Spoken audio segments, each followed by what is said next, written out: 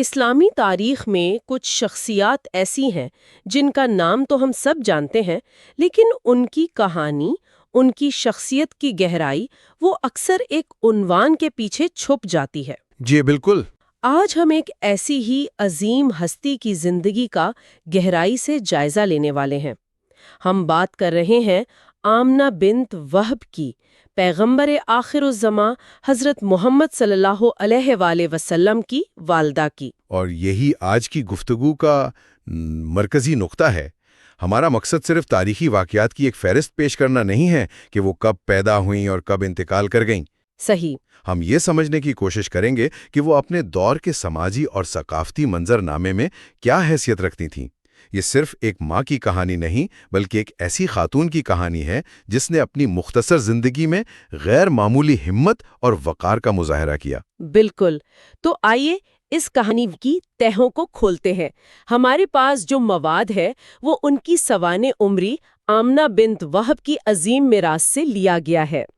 تو شروعات کرتے ہیں ان کے تعارف سے۔ وہ کون تھیں؟ کس پس منظر سے تعلق رکھتی تھیں؟ آمنہ بنت وہب کا تعلق قریش کے ایک بہت ہی معزز قبیلہ بنو زہرہ سے تھا۔ جی۔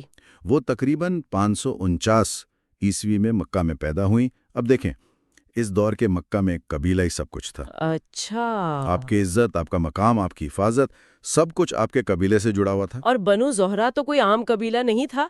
ذرائع بتاتے ہیں کہ وہ قریش کے اندر اپنی سفارتی حکمت اور پرامن طبیعت کی وجہ سے جانے جاتے تھے۔ جی۔ جو کہ بنو ہاشم یعنی حضرت عبداللہ کے قبیلے کے مقابلے میں ایک مختلف شناخت تھی۔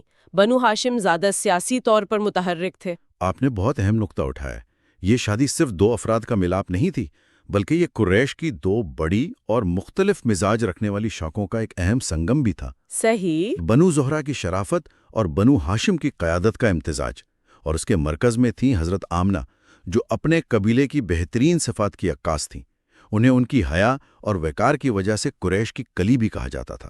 اور دوسری طرف تھے عبداللہ بن عبد المطلب، جو نہ صرف قریش کے سردار کے بیٹے تھے بلکہ اپنے کردار کی وجہ سے پورے مکہ میں مشہور تھے۔ تو یہ واقعی ایک مثالی جوڑی تھی۔ جی، لیکن یہ خوشی اور ساتھ بہت مختصر ثابت ہوا۔ جی، شادی کے کچھ ہی عرصے بعد حضرت عبداللہ ایک تجارتی قافلے کے ساتھ شام روانہ ہو گئے۔ یہ اس دور کی معیشت کا حصہ تھا، لیکن ہر سفر خطرات سے بھرا ہوتا تھا۔ بالکل۔